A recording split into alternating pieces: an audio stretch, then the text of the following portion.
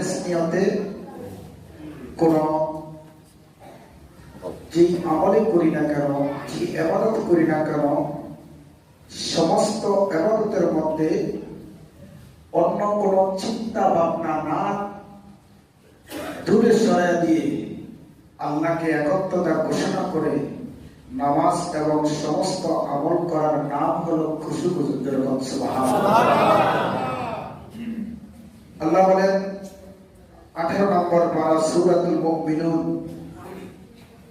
এই সূরার প্রথমে দিয়ে 1 এবং 2 নম্বর আয়াতের মধ্যে আমার আল্লাহ পাক রব্বুল আলামিন বলেন বিসমিল্লাহির রহমানির রহিম قد أفلح المؤمنون الذين هم في صلاتهم خاشعون চিৎকার করে কন্যা সুবহানাল্লাহ। আমার ভাইরা বন্ধুরা বাবাজিরা আমার আল্লাহ পাক রব্বুল আলামিন সূরা মুমিনুন সূরার প্রথম নম্বর আয়াতের মধ্যে আমার আল্লাহ বলেন কদ আফলাহাল মুমিনুন, হে আমার বন্ধু আপনি আপনার উম্মতদেরকে জানিয়ে দিন মুমিন গণ সফল ও কামিয়াব। ওই পথে কামিয়াব যে পথে আল্লাহর ইবাদত বন্দেগী করে, আল্লাহর ইবাদত বন্দেগী করার সময় নামাজ অথবা বিভিন্ন জিকির আজকার বলেন, দুরূদ শরীফ বলেন, আমল করার সময় আল্লাহকে একাত্মতা ঘোষণা করে দুনিয়ার সমস্ত চিন্তা ভাবনা খেয়ালকে দূরে সরাইয়া দিয়ে আল্লাহকে ভয় করে যে আমল করে, ওই আমলে হলো মুমিনেরা সফল কামিয়াব। সুবহানাল্লাহ। ওই আমল কদ আফলাহাল মুমিনুন, মুমিনরা সফল কামিয়াব। আল্লাযীনা হুম ফি সালাতিহিম খাশিউন। এই আয়াতের ব্যাখ্যা বিশ্লেষণ করতে গিয়ে হাদিস শরীফের মধ্যে পাওয়া যায়, মিশকাত শরীফের হাদিসের মধ্যে পাওয়া যায় এবং মাদারিসুন নবুওয়াত কিতাবের মধ্যে আব্দুল্লাহ মুহাদ্দিস দেহলভী রাহমাতুল্লাহ আলাইহি মাওলা আলী রাদিয়াল্লাহু তাআলা একটা ঘটনা বর্ণনা করেছেন। যে হাদিসটা এনেছেন এই হাদিসটা হলো আল্লাহ রাসূল সাল্লাল্লাহু আলাইহি সাল্লামের জামানায় যুদ্ধ যখন সংঘটিত হলো, যুদ্ধের সময় মাওলা আলী রাদিয়াল্লাহু তাআলা আনহুর পায়ের মধ্যে এরকম একটা তীর ঢুকলো। এই তীরটা যদি বাহির করতে সাহাবা অনেক চেষ্টা করলো, বাহির করতে পারে না। মাওলা আলী চিৎকার করে কাঁদে, সুবহানাল্লাহ। যখন সাহাবারা হযরত আলী রাদিয়াল্লাহু তাআলা আনহুর পা মোবারক থেকে ওই তীরটা যখন খুলতেছেন, এমন সময় মাওলা আলী চিৎকার করে কাঁদে, আমার এই তীর খোলা দরকার নাই, কারণ এই তীর খুলতে গেলে আমি অনেক ব্যথা পাইতেছি। একজন সাহাবী আল্লাহর নবীর দরবারে গিয়ে বললেন, ইয়া রাসূলুল্লাহ, ইয়া হাবিবাল্লাহ, কেঁদে কেঁদে বললেন, দয়াল নবী, মায়ার নবী, মাওলা আলী কাররামাল্লাহু ওয়াজহুল কারীম যুদ্ধের ময়দানে কাফের মুশরিকদের সাথে লড়াই করার সময় ওনার পায়ের মধ্যে ভীষণ বড় একটা তীর যখন ঢুকলো, এই তীরটা আমরা খোলার জন্য চেষ্টা করতেছি, মাওলা আলী না করে জোরে কন্যা সুবহানাল্লাহ।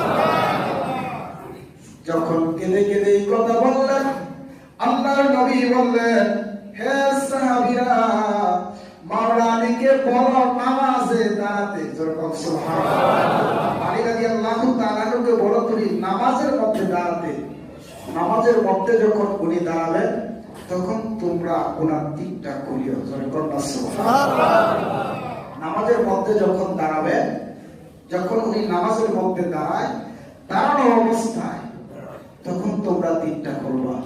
আল্লাহর নবী সাল্লাল্লাহু আলাইহি ওয়াসাল্লামের কথা শুনে সাহাবা রাদিয়াল্লাহু তাআলা আনহু মাওলা আলীকে বললেন, হে আলী কাররামাল্লাহু ওয়াজহুল কারীম, আল্লাহর নবীর পক্ষ থেকে আদেশ এসেছে আপনাকে নামাজে দাঁড়ানোর জন্য। যখন নামাজের মধ্যে দাঁড়ালেন নামাজের মধ্যে যখন দাঁড়াতেন মাওলা আলী কাররামাল্লাহু ওয়াজহুল কারীম মারিফাতুল কিতাবের মধ্যে পাওয়া যায়। বুখারী শরীফের 32 নম্বর পৃষ্ঠার মধ্যে একটা অধ্যায় আছে যেটা মারিফাতুল গদ্দার। এই কিতাবের মধ্যে পাওয়া যায় আলী রাদিয়াল্লাহু তাআলা আনহু যখন নামাজের মধ্যে দাঁড়াতো আল্লাহর সাথে দিদার হতো। সুবহানাল্লাহ।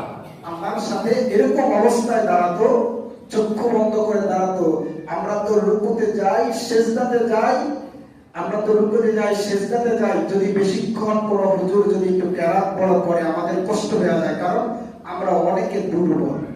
আর উনি যখন নামাজে দাঁড়াতো এরকম ভাবে নামাজে দাঁড়াতো তার মনটা খেয়াল থাকতো আল্লাহর সাথে।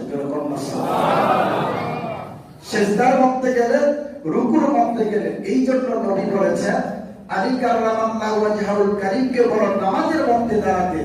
যখন নামাজের মধ্যে দাঁড়াবে তোমরা তখন তার দিকটা খুলিও। দেখবা নামাজের মধ্যে দাঁড়ানোর অবস্থায় ওই সাহাবী সাক্ষী দিল, ইয়া রাসূলুল্লাহ, ইয়া হাবিবাল্লাহ, আমরা 4-5 জন সাহাবী একসাথে করে যখন মাওলা আলী কাররামাল্লাহু ওয়াজহুল কারীম নামাজের মধ্যে দাঁড়ালো, একটু পরে আমরা চেষ্টা করেছিলাম দিকটা খোলার জন্য।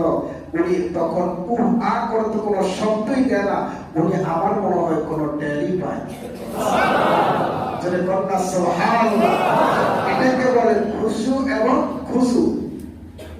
এটাকে বলে খুশু এবং খুশু। নামাজের মধ্যে যখন আমরা দাঁড়াই আমাদের মধ্যে অনেক কিছু চলে আসে, অনেক মনোভাবে মনের মধ্যে শয়তান ওয়াসওয়াসা দিতে থাকে, থাকে না? থাকে, শয়তান ওয়াসওয়াসা দিতে থাকে। এবং নবী তো জানেন মাওলা আলী কাররামাল্লাহু ওয়াজহুল কারীম, যার মাওলা আল্লাহ, যিনি মাওলা এবং বলেন আনা মাদিনাতুল ইলমি ওয়া আলিয়ুম বাবুহা, যে মাওলা আলী। আল্লাহ নবী বলেন আমার সাথে দেখা করতে হলে 2টা দরজা অতিক্রম করতে হবে, 2টা দরজা হলো মাওলা আলী। সুবহানাল্লাহ। তার